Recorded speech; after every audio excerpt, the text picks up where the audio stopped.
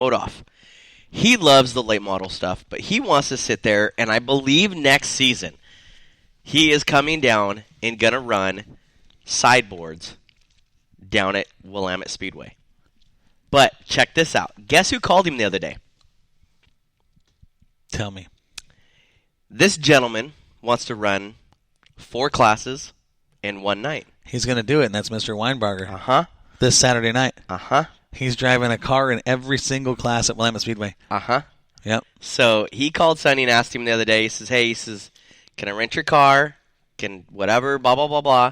He says, I want to run your car down there at Willamette. And I'm not sure exactly, what negotiations, if he found another car, if he's going to run that car. But that was the word that came out of the stables there at Modoff Racing, was that Colin Weinbarger will possibly be driving that 8 car with Colin in it, but it would have Colin's colors and all that type of stuff or whatever like that. But he is going to race 4 races in one night. And what class was he going to drive Sonny's car in? And Supersport with sideboards. Okay, now, I don't want to be a spoiler, but I can confirm that is not the case. I do know what car he's going to be in. Oh, really? At Willamette Speedway in the Supersports. And I'm not going to say let the cat out of the bag. Nope. Come on, Nope. let the cat out of the bag. I will not You do have it. You have listeners Nope. right now going. I know. They just turn their radio up. They just turn their phones up. And they're not going to hear me say, because I haven't talked to Colin those guys, and I'm not going to ruin it. I told the person that owns the car when they told me that I'll keep it on the down low, and I'll keep my word. All right. But I'll tell you right now. See, race fan, I tried to get it out there. I'm going to tell you right now. It's gonna be fast. Yeah. Oh. Well, Super you know what? You know what? Let's go. Check this out, though. No. Is not everything that he gets into. He's another one of those drivers that anything and everything he gets into, because he has that much talent and that much knowledge, just like a Joey Tanner or anything else. That kid is fast. He will set up a car. Mm-hmm. Especially if it's something that he's been in before, a make of a car like a Rayburn or whatever. He'll make it fast. I guarantee. I'll put it out there right now. I'll put $5 on it. Is that I don't even know. No, I'll put $5 on it that in every class it's at least a top 5. Every class. Okay, that's feasible. Even if it isn't his car. Top 5. I'm not going to tell you on the air. Quit looking at me. I'm not saying a word, man. All right, I got so you. Super Sports thing. You guys had your drama up north. We had a little drama with this class. And again, like we talked about early in the program, perspective. It's all about how you see things. And I'm going to talk about character. Okay. I want to talk about character from a particular driver. Okay. We're going to get into that. But qualifying, I'm going to bring up Super Sport qualifying because these guys are on slick tires, the sideboards, no top, wedge noses. Right. We've talked about this driver week in and week out for the last month. And in qualifying, he was the only 15-second car in the division. Really? 15.707. What is that, like 87 miles an hour? Nope. Faster? Slower. Oh, well, I tried to give it to him. It was close. Good effort.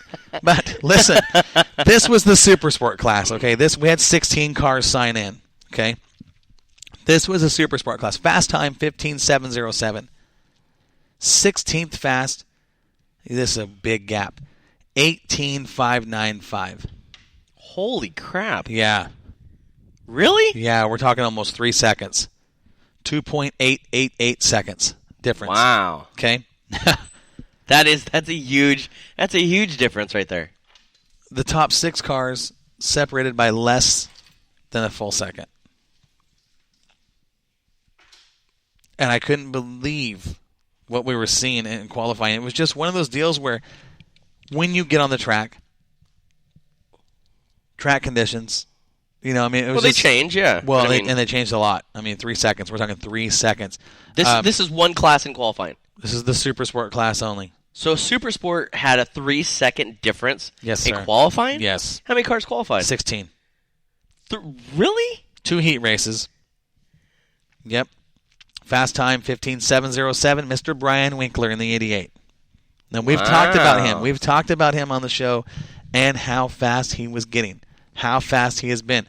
I even said it's not if he wins a race, simply when. It's win. 2 weeks ago, not this Saturday that we're talking about, but the week prior, Winkler won the feature. Okay? Okay. So we're going to talk Super Sport main events. Okay. We're talking about features this week. We ran dual 50s, 50 laps. Okay? This is how it was set up. Based upon your qualifying time, okay, for feature number 1, heads up start, fast guys up front. See, I like that. I like that a lot. I don't. I do because, you know what? I absolutely think it sucks. Really? Who wants to go to a racetrack and watch the fast guy start up front? Well, I get the believe concept. I get the what and the why. I get it. But as a fan, I absolutely cannot stand it. I grew up, like you did, at Willamette Speedway, watching the fast guys starting the win championships from the back row. That's right. Tom Because that Wagner, made them, Russell, Bob Boyd, Bob Jeffrey, Darren Koffel, better Don drivers. Wilson. We're talking about the best of the best winning championships, not races, championships in the back. Absolutely. Okay? I am not a fan of putting the fastest guy on the front row and watching them run away. As a race fan, I get why it's done. Right. Now, was there an invert as a sense of the second 50? Full invert.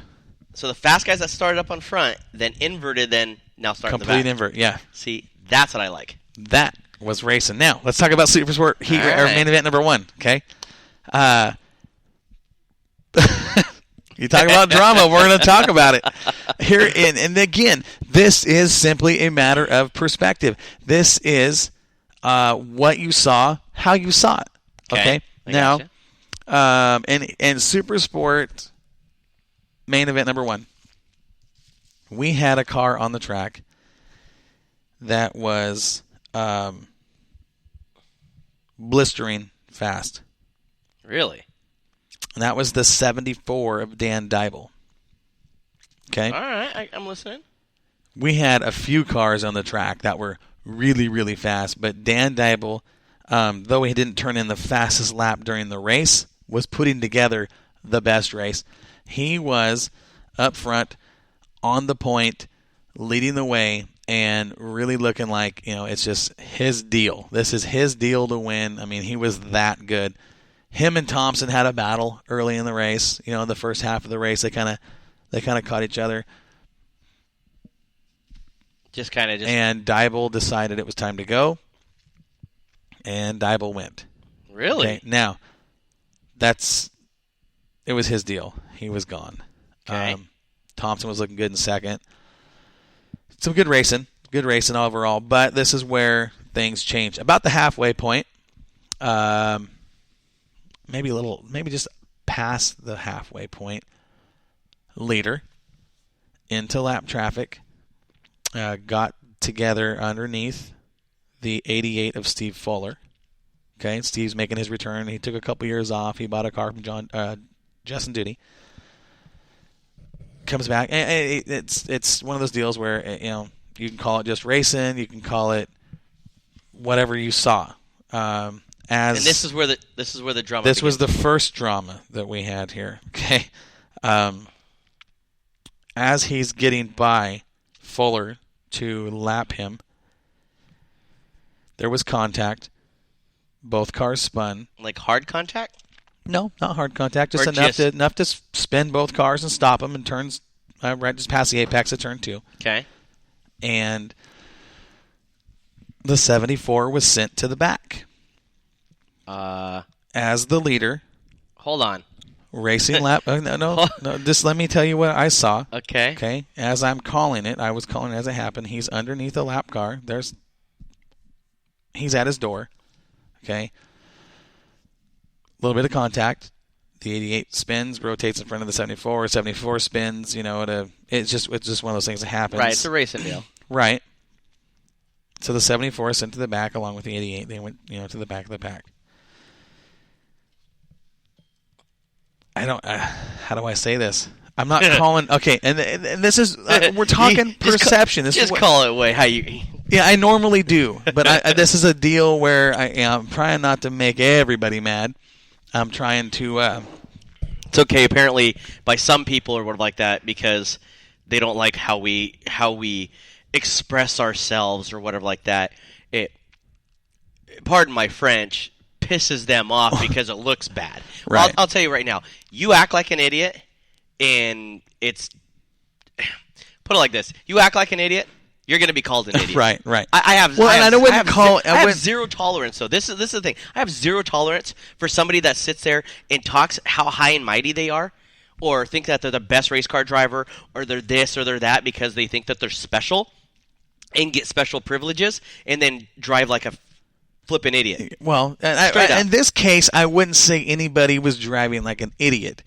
I would say it was one of those deals where, and again, Fuller's been gone a little while. He's getting back in the car, getting back in the groove, figuring a new car out, and there was contact. Now, again, my perception of what I saw and how I saw it go down. And I'm not calling Jeremy Means wrong. I'm not calling him wrong as a flagman or a track official. I would not have put the leader to the back of the pack in that situation. Well, if the leader is past people, okay. So let me get this straight. All right, I wasn't there. I'm hearing it for the first time or whatever. So any other track that I've ever been to, if you pass somebody, right, make a complete lap, that car's a lap down. Well, here's right, but here's the thing okay. So as a racer, put yourself in the seat. You've been there.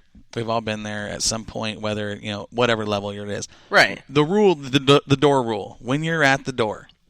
That's your line. Okay. So based upon what I saw with this particular incident in main event number 1, I would have said 74 had position on the 88 when the contact was made. Okay.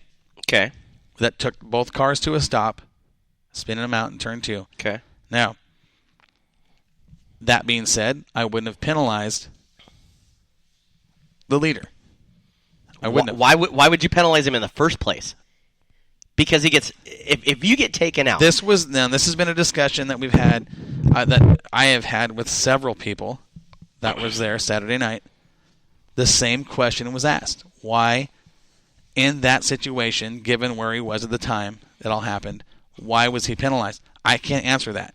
Right. Just the announcer. Just got to call what's going on the track. No, and that's the bad position too that we have. Is people think you and I are track officials? Oh, right. We are not. I'm getting friggin' emails, and I'm literally for somebody. I know. Listen to this. I know. Just a quick note, real quick, right? I got a Facebook message by somebody I have no clue who they are. Messaged me the other day, right, about something that happened at St. Helens. I know. Hold on a second. I saw it. So they sat there and they said, well, we're just wondering because rumor mill, and I'm like, whoa. First off, we've got nothing to do with that track. If it's a rumor mill, yeah, I have nothing to do with that track. Second of all, if you have a question on if something happened at my track, we'll talk. I'm not a race official. If Right. you think that person or whatever like that took it to this track, you need to talk to either the track officials, right? Bob Management, owner, McCord, right. Nicky Gamble, whatever. That's their job. Mm-hmm. I'm just the glorified friggin' clown that stands in front of people like that and makes an ass out of myself. That's what we do. That's all I do. Right. Okay, I don't make calls on the track. Now, that being said, on Moxie Media, we're different. Okay, well, and here's the thing. There was so many messages sent to us regarding the two situations we're talking about. Yeah. Okay. Now, we can't answer those. And because that's the hard part too, is that we have to be non-biased, or the term right. We have to be basically neutral. Is that for one, I'm not going to bash my track. I'm not going to. You're not going to bash your track. We both work for the same people. Right? 2 different facilities. I can have my personal opinion, but that's going to be my personal opinion. We're in a position right now is that as race announcers and stuff like that, we have a job to do in right now people are sitting there taking it into their own authority to sit there and say, well, you know what? Like, okay, like if I sat there and I said, Corey, this is on social media. Corey's an ass.